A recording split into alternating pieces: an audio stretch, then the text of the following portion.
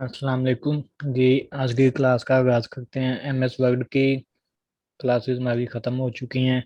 उसमें जो भी बेसिक काम थे वो हमने कर लिए हैं। अगर कोई भी मेंबर एमएस वर्ड को प्रोफेशनल तौर पे करना चाहता है तो वो इनबॉक्स में रब्ता कर ले। प्रोफेशनल वाली क्लास में उनको ऐड कर लिया जाएगा। लेकिन जो बेसिक सिखा दिया गया है उसमें भी अगर आप मेहनत से काम करते हैं तो आप इतना कर सकते हैं कि एक प्रोफेशनल के मुकाबले में मुकम्मल काम आप लोग भी कर सकते हैं। तो आज हम एम एस एक्सेल शुरू करेंगे। एम एस एक्सेल भी एम एस ऑफिस की ही एक एप्लीकेशन है।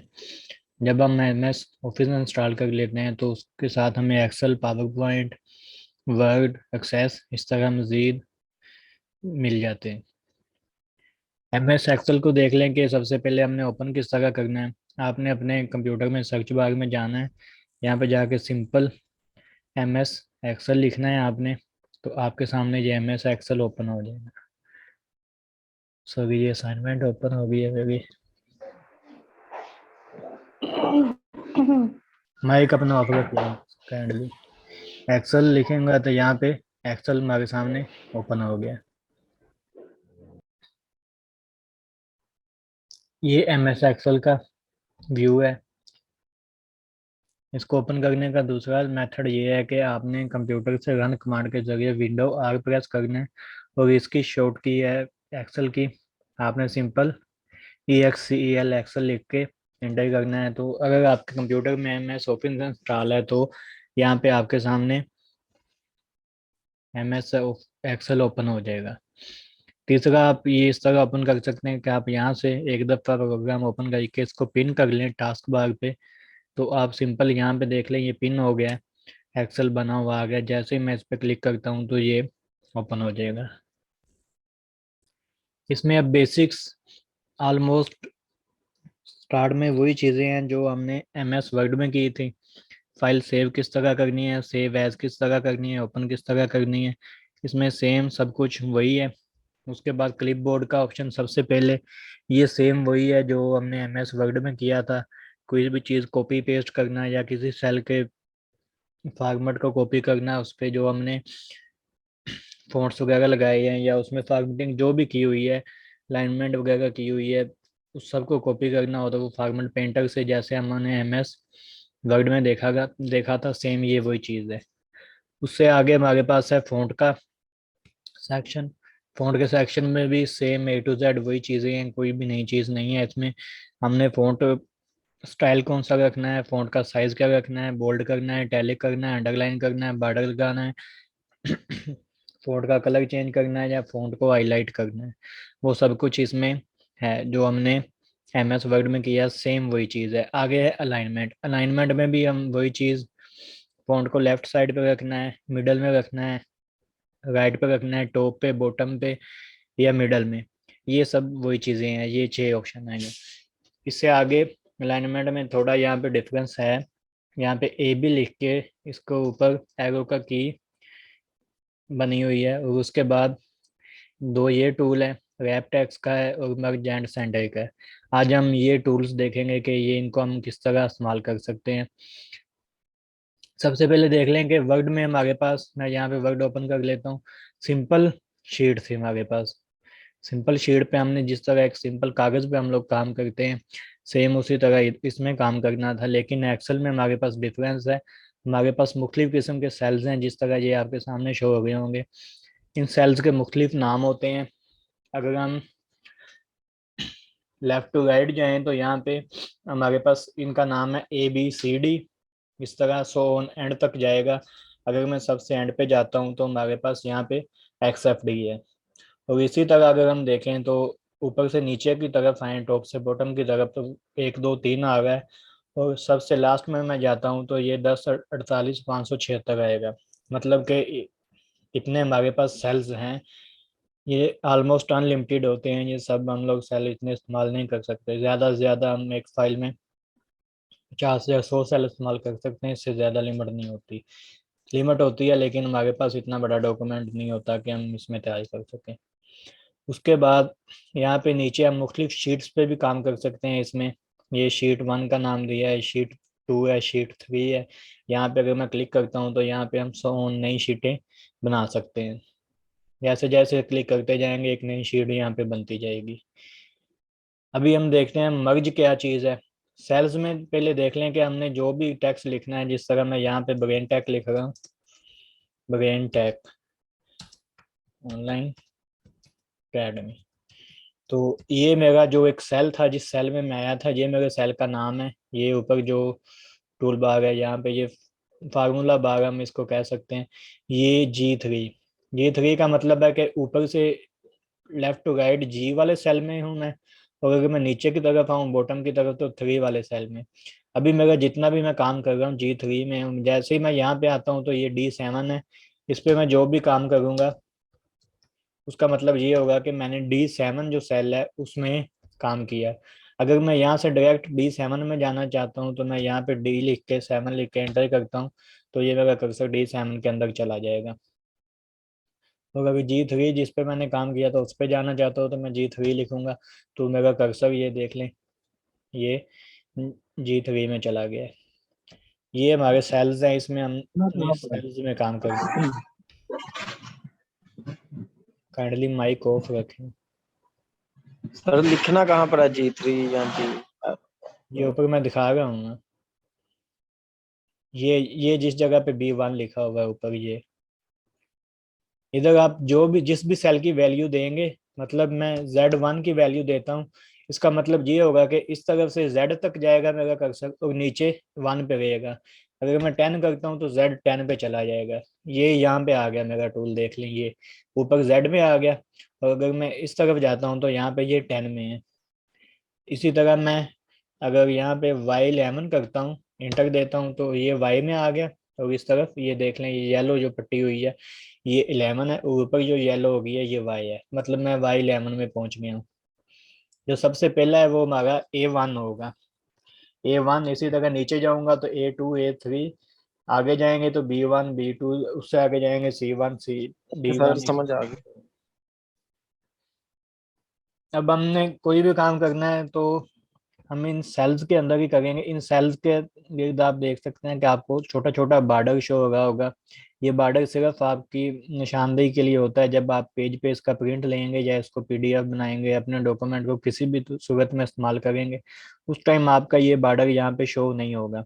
ये बार्डर तब भी शो होगा जब आप इधर से इसको बार्डर देंगे, या आप इंसर्ट में जाकर जैसे हमने पहले टेबल किया था उस पे MS वर्ड पे, यहाँ पे आप लोग टेबल देंगे तो ही हमारा ये बॉर्डर प्रिंट एरिया में शो होगा। मैं आपको प्रिंट प्रीव्यू यहाँ पे दिखा देता हूँ। इधर कुछ लिख लेते हैं पहले। ये मेरा प्रिंट प्रीव्यू देख ले, ये जो मैंने टेक्स्ट लिखा था वो है।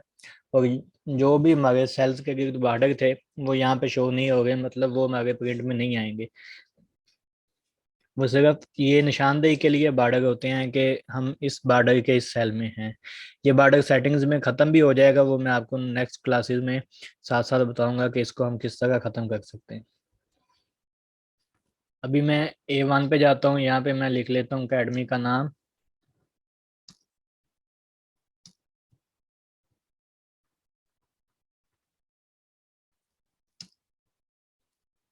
ठीक है, A1 में ये मैंने वैल्यू लिखी।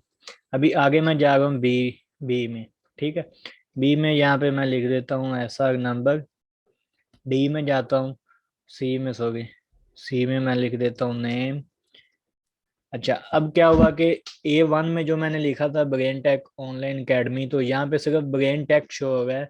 मेरा जो ऑनलाइन अकेडमी था वो यहाँ से ख़त्म हो गया, वो मुझे शो नहीं होगा।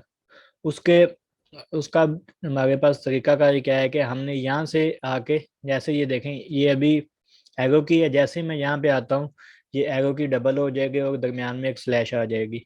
इसको यहाँ से पकड़ के हम इस तरह बड़ा कर सकते हैं। ये साइज हमारा पिक्सल में जाएगा। पिक्सल पैमाइश का होता है, जिस तरह इंच है फुट है, इस तरह पिक्सल भी पैमाइश का एक यूनिट है। तो ये हम यहाँ पे इसको देख लेंगे कि हम कितने पिक्सल यहाँ से बड़ा करना चाहते हैं। ठीक है, अभी मैं इसको दोबारा छोटा कर लेता हूँ। दूसरा मेथड क्या है कि आपने सेम उसी जगह पे आना है, आपने यहाँ पे आके डबल क्लिक करना है। तो सबसे बड़ी आपकी जो भी वैल्यू लिखी होगी उस वैल्यू के मुताबिक आपका ये सेल चौड़ाई में लंबा हो जाएगा। अब मैं चाहता हूं कि ये इस तरह मेरा सेल जो है ये ज्यादा लंबा ना हो, लेकिन जो कुछ भी मैंने लिखा हुआ है यहाँ पे इस सेल के अंदर वो निचली तरफ आ जाए। मतलब यहाँ पे ब्रेन टेक है, ऑनलाइन एकेडमी यहाँ पे नीचे आ जाए।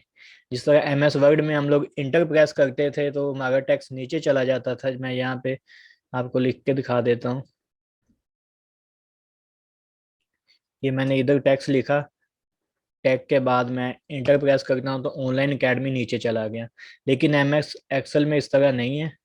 इसमें जैसे ही देखें कि मैं इंटर प्रेस करता हूँ तो मेरा कर्सर नेक्स्ट सेल में चला जाता है A2 में, लेकिन यहाँ पे ये नहीं कर रहा, नीचे नहीं जा रहा सेल। तो यहाँ पे हमने क्या करना है कि ये जो रैप टेक्स्ट का ऑप्शन है अलाइनमेंट में, इस पे क्लिक करना है। मैंने इस पे क्लिक कर दिया। अभी इसको पकड़ के मैं दोबारा छोटा करता हूँ। सॉरी,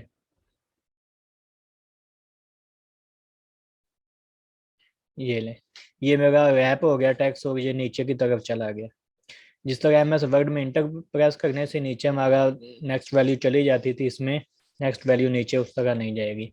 रैप टेक्स्ट इसका मैं खत्म करता हूँ। अभी यहाँ पे नीचे इनको खत्म करते हैं यहाँ से। यहाँ पे मैं सीरियल नंबर लिख देता हूँ और आगे नेम, फादर नेम। अब मैं चाहता हूँ कि मेरा ये जो टैक्स है, ये सेल है A1, B1, C1, D1।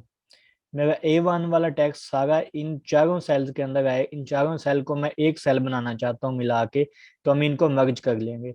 वो किस तरह होगा, इन चारों को हमने सिलेक्ट करना है, ये मर्ज एंड सेंटर है, इस पे हमने क्लिक कर देना है। जैसे क्लिक किया, ये देख लें ये A1 सेल है। A1 से जैसे ही मैं नेक्स्ट जाता हूँ तो E1 है। B1, C1, D1 यहाँ से खत्म हो गया। A1 का जो हमारा सेल था उसका साइज बड़ा होके B, C, D के साइज के साथ एडजस्ट हो गया है। अच्छा, इसके बाद एक मेन चीज इसमें देखने वाली अलाइनमेंट में ये है कि मैं थोड़ा जूम कर लूँ इसको ताकि आपको ये सेल्स नजर आ जाएं। ये देख लें कि यहाँ पे ये सेल हैं छोटे, ये देख लें। और यहाँ पे जो हमने मर्ज किया है, ये मर्ज होके चार सेल मर्ज होके एक बड़ा सेल बन गया है जिसका नाम यहाँ पे शो हो रहा है A1। ठीक है। अभी इसमें ये चीज है, एक AB के साथ स्लैश लगी हुई है, ये है हमारी टेक्स्ट की रोटेशन। हम टेक्स्ट को किस तरह रोटेट, सीधा रखना चाहते हैं या रोटेट करना चाहते हैं, horizontally, vertically, clockwise, anti clockwise. ठीक है। तो यहाँ पे वर्टिकल मैं इसको मूव करता हूँ तो यहाँ पे देख लें कि ये सिर्फ वाई शो हो गया है। इसको किस तरह हम लाएंगे, हम इसको उठा के इस तरह बड़ा करेंगे तो यहाँ पे हमारा ये टेक्स्ट शो होना शुरू हो जाएगा। ठीक है।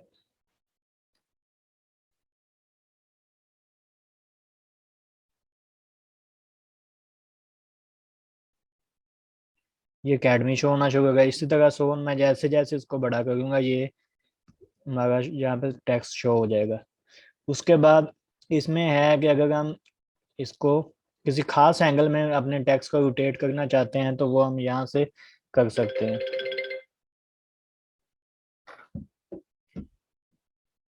छोटे टेक्स्ट को रोटेट करता हूँ ताकि आपको क्लियर समझ आ जाए। यहाँ पे मैं लिख लेता हूँ अली। अली मैंने लिख लिया। अब मैं रोटेट पे आता हूँ, फॉर्मेट सेल अलाइनमेंट पे। यहाँ पे इसको हम जिस तरह भी फॉर्मेट करना चाहते हैं, 30 डिग्री तक मैंने इसको किया। ओके करता हूँ तो ये 30 डिग्री तक देख ले रोटेट हो गया। अब मैं चाहता हूँ कि ये मैं 90 डिग्री तक कर लूँ। सेम उसी तरह आपने यहाँ पे आना है रोटेट में, फॉर्मेट। तो एक तो हम यहाँ से इसको पकड़ के कम या ज्यादा कर सकते हैं। ठीक है। दूसरा क्या तरीका है कि ये नीचे लिखा हुआ है यहाँ पे 12, तो यहाँ पे मैं 80 कर देता हूँ, इसको 80 डिग्री तक हम रोटेट करते हैं। तो यहाँ पे इसका सेम वही चीज़ें, नंबर, अलाइनमेंट, अलाइनमेंट में हम इसको वो कर रहे हैं। ठीक है। फ़ॉन्ट, अगर आप साथ में इसका फ़ॉन्ट भी चेंज करना चाहते हैं टेक्स्ट का, ये आप यहाँ पे भी कर सकते हैं, लेकिन इस जगह पे फ़ॉन्ट का सेक्शन जो हमारे पास है उधर से भी कर सकते हैं। टेक्स्ट के सेल को आप बॉर्डर दे सकते हैं, यहाँ से भी दे सकते हैं और फॉन्ट के सेक्शन से भी।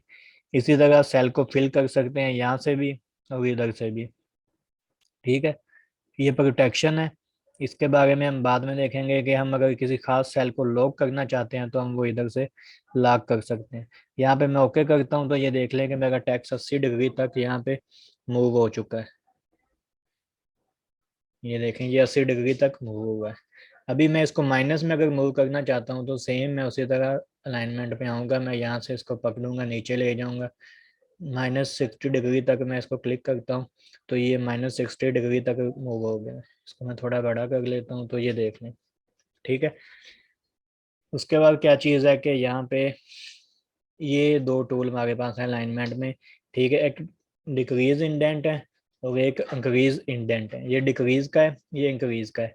इससे क्या होगा, हमारा ये जो टेक्स्ट है बी यहाँ पे शुरू हो रहा है, मैं चाहता हूँ कि ये स्टार्ट से इस जगह से शुरू हो जाए, ये एंड वाली जगह यहाँ पे खाली रहे, तो हम यहाँ पे उसको डिक्रीज करते जाएंगे। ठीक है, और अगर हम इंक्रीज करेंगे तो ये आगे वाली तरफ जाएगा। ये देखें कि ये टेक्स्ट मेरा लास्ट पे चला गया। ठीक है, अब मैं चाहता हूँ कि मेरा ये बी तक आ जाए तो इसको मैं डिक्रीज करूंगा, अगर स्टार्ट तक लेके आना चाहता हूँ। जैसे मैं इसको डिक्रीज करता जा रहा हूँ तो ये मेरा टेक्स्ट पीछे जाता जा रहा है। ये चार चीजें इसमें देखने वाली हैं, सिर्फ रैप टेक्स्ट, मर्ज और रोटेशन और डिक्रीज एंड इंक्रीज इंडेंट। ये चार चीजें की हैं। बाकी ये फॉन्ट, अलाइनमेंट, क्लिपबोर्ड, ये सब कुछ हमारा पुराना MS वर्ड वाला ही है। अभी इसमें किसी का कोई क्वेश्चन है तो मुझसे अभी पूछ सकता है।